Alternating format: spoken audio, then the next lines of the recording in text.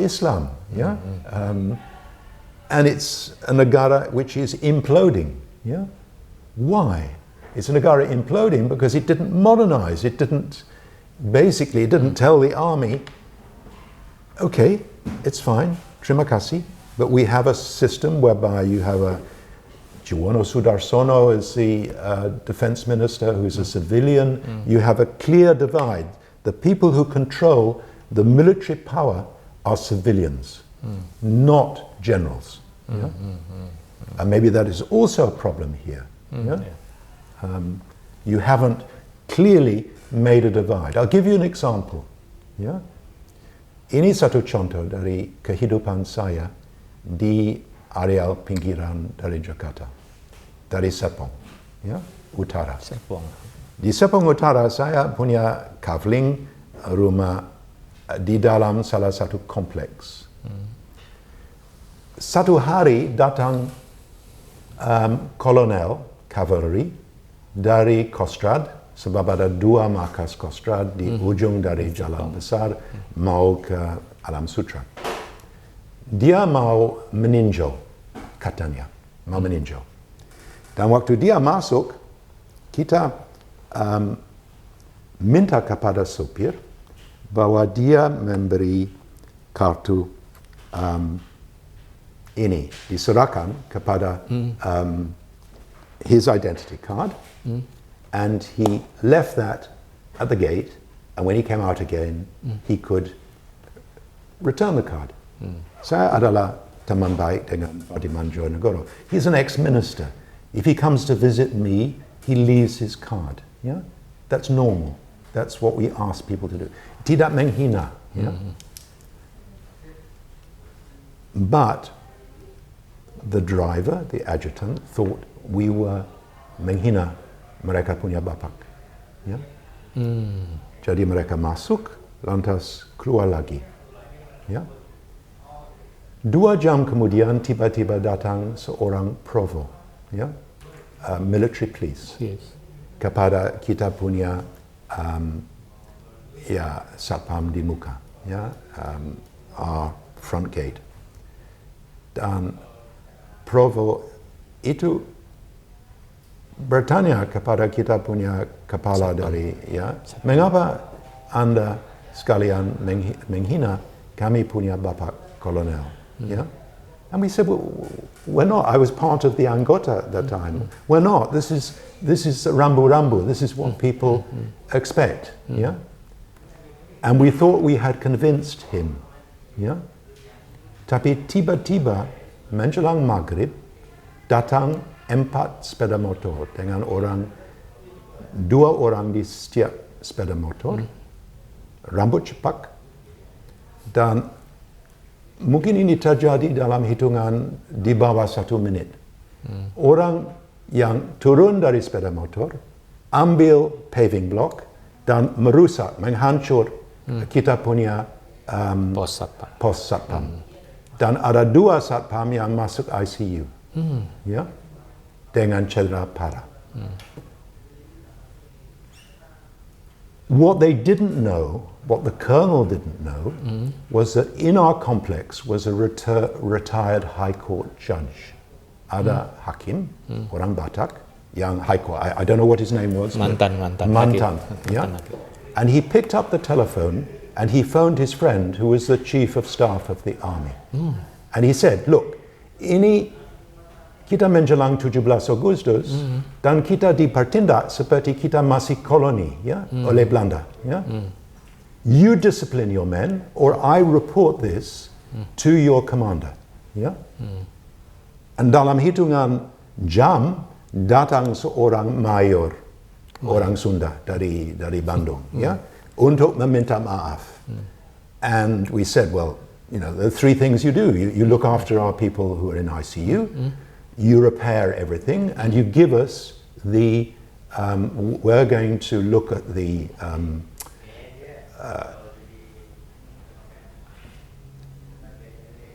cameras and look at the film, and then we're going to ask you to take the people to court to discipline them in terms of military discipline. Yeah. Dan menurut saya, this is a little microcosm of what's right and what's wrong with Indonesia. Ya? Ada post-power syndrome dari Kostrad, dari Kolonel Kostrad yang dianggap bapak. Ya?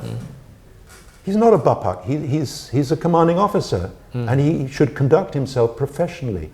Is it professional for a commanding officer bertugas untuk datang kepada areal sivil, ya? Untuk meninjau? Apa alasan untuk datang ke areal sivil? And if he does come, he obeys the rambu-rambu. He's not ada kelas 1 dan ada kelas steerage. Yeah? But also, they're good things in the sense that we have a hakim who picks up the telephone and berujung kepada salah satu ujung yang tidak yang diharapkan, tapi sebenarnya ya boleh dikatakan ada semacam system of justice working. If that was Burma, they wouldn't have come with paving stones. They would have come with machine guns and shot everybody. Yeah, that's the Tatmadaw. If it happened under the new order, also the people would be shot. Yeah, we happen to be living under the Reformasi, so that type of extreme situation doesn't occur, or we hope it doesn't occur. If that was Singapore, it wouldn't have happened. It wouldn't happen in Singapore. It probably wouldn't happen in Malaysia, because there is a clear divide between the civilian control of the military and the military. It might happen in southern Philippines, in Zamboanga, but not in Manila. Yeah? Dan menurut saya ini, it's not just about a corruption, it's about the mentality. Mentalitas. Jadi bisa dikatakan kalau di Indonesia itu korupsi memang sudah membudaya atau gimana, Pak Peter? Well, sistem dari panggilan, ya. Saya datang tadi pagi, masuk ke sini agak awal, dan Mas Arya datang kepada saya dan Bapak silakan masuk sebentar. Ya.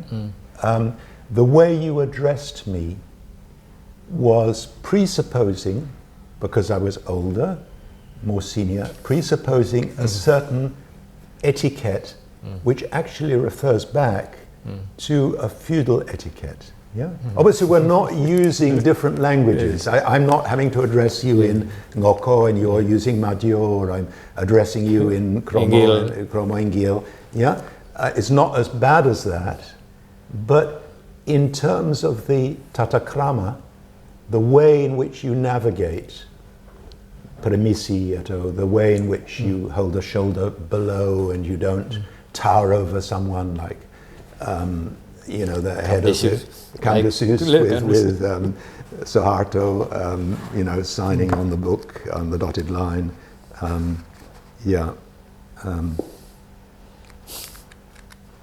Michel Kamdasus.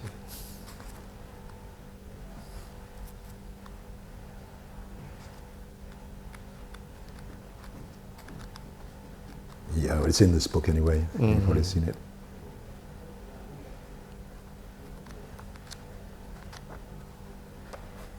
Yeah.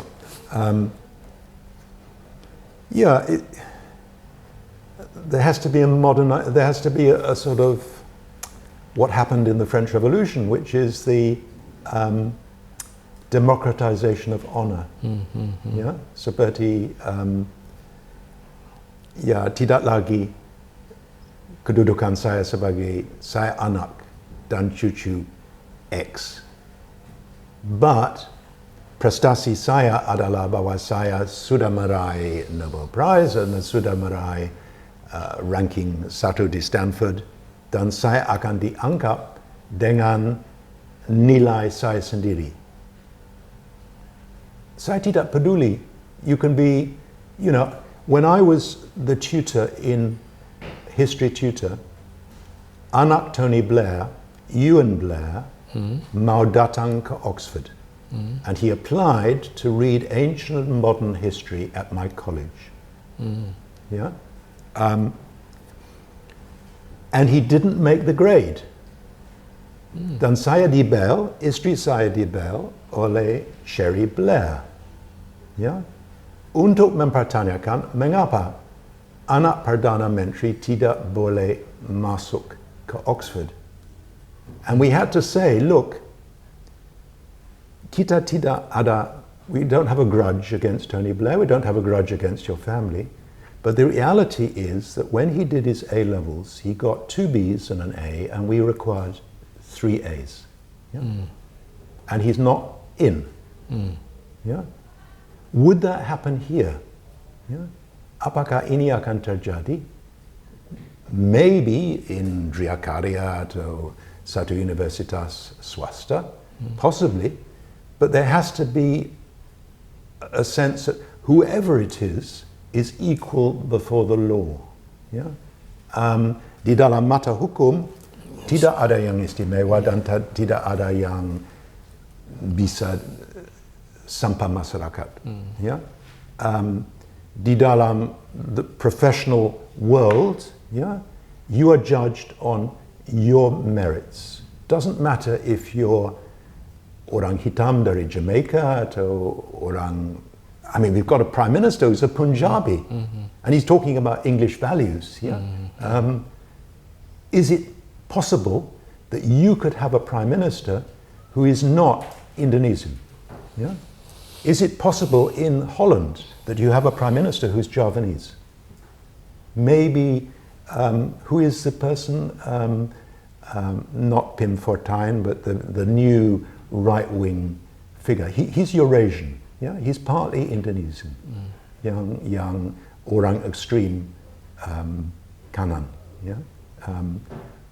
But you know, I mean, you have to get to a situation where if you're a woman, it doesn't matter. If you're LGBTQ, it doesn't matter. If you happen to be brilliant and ADHD like Einstein, it doesn't matter. You're not going to be judged or discriminated against because of external contexts. Yeah? But if you don't make the grade, just because you have good external contexts, doesn't mean that you can bend the rules. Because we bend the rules for Ian Blair, why shouldn't we bend the rules for you or for whoever? Yeah? And then you don't have a system. You have, that is how corruption lives. It lives because, yeah, it's a bit like Julian Sorel in Le Rouge et le Noir, which is a novel by Stendhal. Equality for all, but distinction for myself. Untuk semua, khayalak semua adalah egalitas. Tapi untuk saya sendiri, saya punya keistimewaan, distinction. Jadi lebih ke soal atau faktor budaya itu. It's more budaya. More than budaya. More budaya. And obviously, if you look at your history, when the Japanese came, they shared their budaya. Yeah? And if you look at the military, Peta, and you look at the way in which people behaved under the Japanese and what the Japanese shared, that was a form of cultural sharing, yeah? Which the Japanese did. Jadi hanya melanjutkan aja, bukan ada semacam diskontinuitas antara satu dengan lain berikutnya. Yeah, it was too short. It was 36 months. But if you really want to see what happens if you have an egalitarian system, look at what happens to your brightest and best when they go abroad. People like Vedi Hadiz or Ariel Haryanto or whoever it is, and they hold their own, or like Bagus in Nottingham, who's a physicist or a chemist. Yeah? He's now the youngest associate professor in England. And he's Indonesian. He's got his foot on the lowest rank, but he's on a path, an academic path. Yeah? So basically, you have to go through, if you want to extirpate corruption, you have to have a root and branch revolution. Because basically, the azaz of corruption is not to do with Rambu Rambu, it's not to do with just education, is to do with some very fundamental assumptions which come about from Budaya. Why does somewhere like Ignatius Jonan. Why is he successful? Saya setiap hari ambil kereta api commuter line. Ya? 10 tahun yang lalu, ampun, commuter line, if I was an anthropologist, mungkin menarik untuk menulis pengalaman dengan banyak yang jual beli dan dengan banyak musik dan kereta api yang datang mungkin setiap jam. But now I can go into town. It's not comfortable because it's full of people, but it gets me here. I know that I've got a janji dengan Mas Aryo, jam 10. I'm going to be here on time. Yeah? And Jonan menerapkan salah satu sistem. And in a way, the system which he runs is better than our railway system in the UK. It's cleaner. Yeah? It's more dependable. Yeah? And it's much cheaper. Sangat murah. Yeah. Artinya itu mulai kalau untuk pemberantasan atau pencegahan semacam itu harus dimulai dari atas atau gimana itu? Saya kira harus mulai dari the power of a good example. Do you understand that? Let's look at the cakrawala of your education system. Okay. The cakrawala of your education system is pretty mengerikan. Yeah? It's not a good education system. What have the government done? The government decided they could not reform the system. It's a bit like turning around a tanker in mid-ocean. It's too long, too many vested interests, too many, seperti berakar-akar, ada terlalu berliku-liku, terlalu rumit. So they created a totally new university. It's like a flying saucer landed in Cikeas or wherever it is. It's called Universitas Islam International Indonesia, UIII. Yeah? And the thinking behind this is that the power of a good example. If UIII is a success, and it's based on certain azas, that it's not, although it's called the Islam Indonesia, it's not just for Muslims, it's also for everybody, yeah? And it's one which basically aims to be in the top 20 in Asia, yeah? Maybe the top 20 in the world.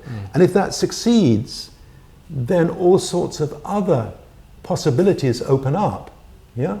Because people are just, I worked for the Ministry of Health for 4 years in their poltekkes, Polytechnic Kesehatan, yeah? Polytechnics.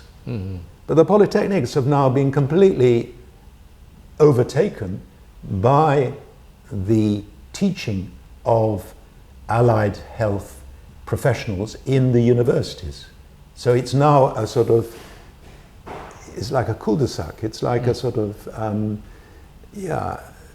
sudah ketinggalan zaman. Yeah?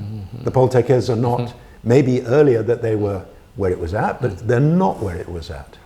And if UII is successful, then Universitas Indonesia, Universitas Gadjah Mada, ITB will also be not where it's at.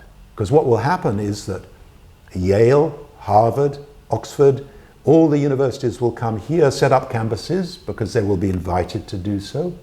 And semua yang mau memperbaiki nasib dan mau makan garam dengan arti bahwa betul-betul akan 10,000 hours you're going to put in to really menguasai lapangan, are going to, like filings, magnet filings, they're going to be attracted, yang utama, quality attracts quality.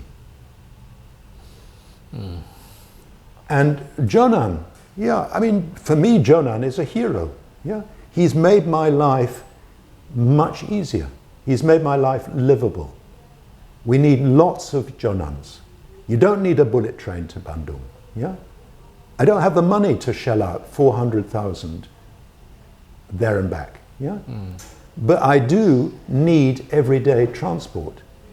So you need to think in a way which is practical, not wah, yeah? What is practical? What is practical is to have a proper infrastructure in Jakarta.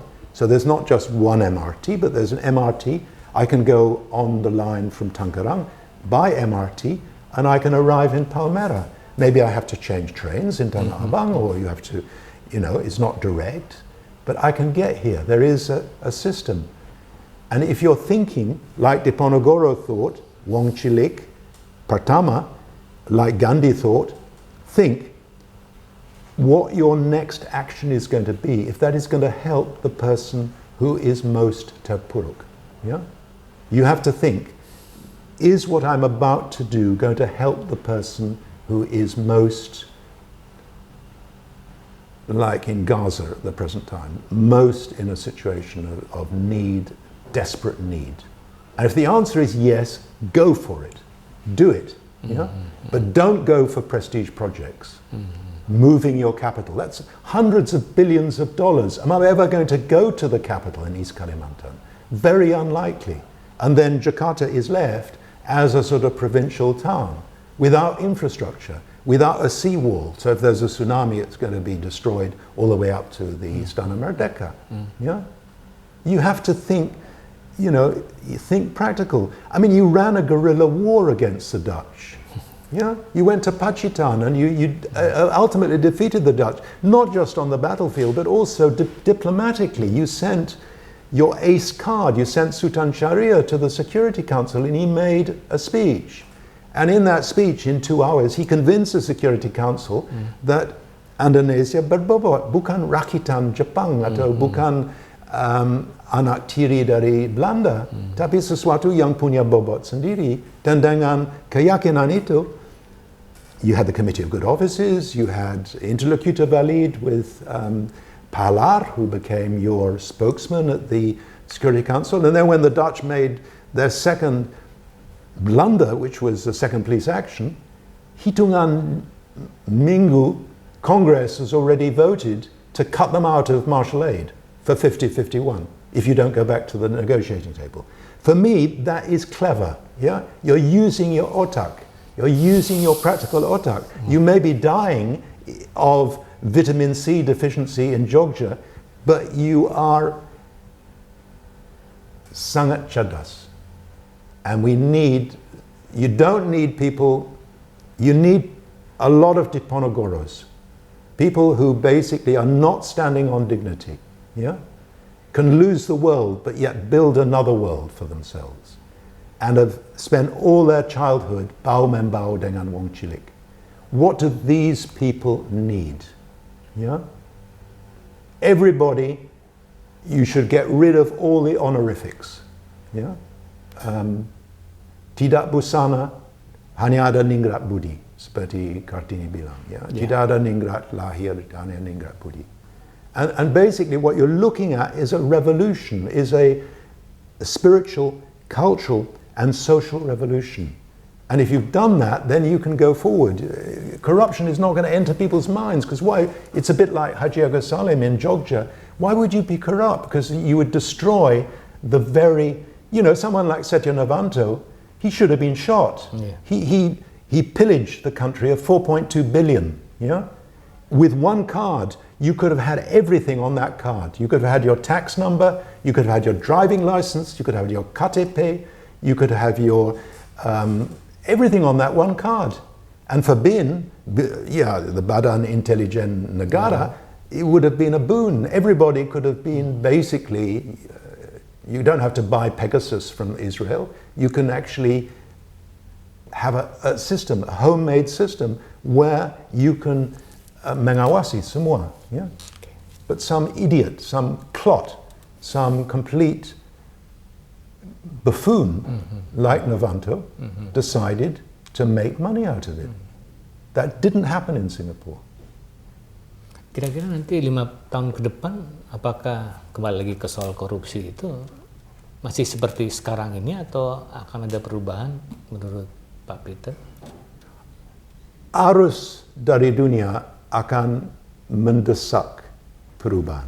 Yeah? Lebih ke soal eksternal yang akan mendesak. Well, here we are, we're sitting mulus di PBK. we're having an interview. Yeah?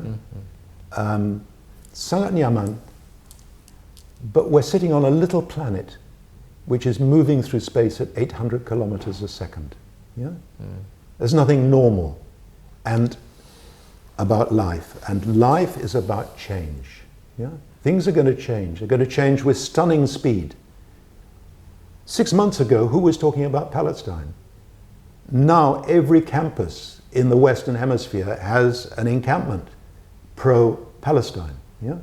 Norway, Spain, and Ireland have recognized Palestine. Yeah? You have to factor in the fact that change is going to come with stunning swiftness, and if you don't get yourself ready for change and be prepared for it and anticipate it, you're just going to be left behind. You're going to become like an oxbow lake. Yeah? You're going to become a sort of ketinggalan zaman. You're going to be like Banquo's ghost at the feast. You're not going to be. You're going to be in a globalizing world, but not part of that. You're not going to be at the cutting edge. You need to think, what are your assets here? And it may surprise you what your assets are. Your assets might be the way you think, the way Bung Kecil thought, the way in which people like Sultan Hamengkubuwono IX thought about how to bring this issue to the wider world. Secara jitu. Yeah? You have to have people like that in your government. Otherwise, you're just going to be an also-ran. You're huge, Majemuk, 280 million people, everything from titanium to magnesium to, everything is here. I mean, 214 trillion of timah, yeah? The British, when they controlled the Indies between 1811 and 1860, they didn't give back Bangka Belitung to the Dutch. They only gave it back at the Treaty of London because it was too precious. This is an asset negara, yeah, which should be run for the not for the interests of people like Sandra Dewi or Harvey Moyes, but should be run for the people of Indonesia and for the people who live on Bangka Belitung, that they don't live in a moonscape. So you mengelola dengan sangat jitu dengan the environment. Yeah? And then you have a win-win situation. But if you have a lot of carpetbaggers who are running your country, you don't have a future. I mean, the General Empat Bintang should be in prison. He should be shot. Tapi soal ini aturan hukum atau undang-undang yang ada itu menurut Pak Peter sendiri gimana? Apakah memang sudah mencukupi dengan hukuman untuk koruptor itu dalam segi uang itu cuma maksimal 1 miliar, atau itu hal lain yang bisa membuat koruptor itu jera? Well, the problem with laws is that men actually enforce those laws. You can have wonderful laws, but if the people who enforce them are corrupt, it doesn't matter. You can have very simple laws, but if the people behind them are sangat berintegritas, then they will be effective. Yeah? It's the people who make laws, not laws people. Yeah? And if you're looking at it practically, you should be paying people properly. Yeah? You're rich enough as a state to give proper salaries. If I'm magang di UE, I probably get 5 million a month at the most. If you look at Ignatius Jonan's I use Rawabuntu station, if you look at the person in charge of Sepang Rawabuntu, as the line manager, he probably gets 20 juta a month, yeah, or 18. And if he has his wife who has a warung, you can live on that. Yeah, you need to pay people a living wage. Otherwise, you're not going to get loyalty. You're not going to get people who are going to go the extra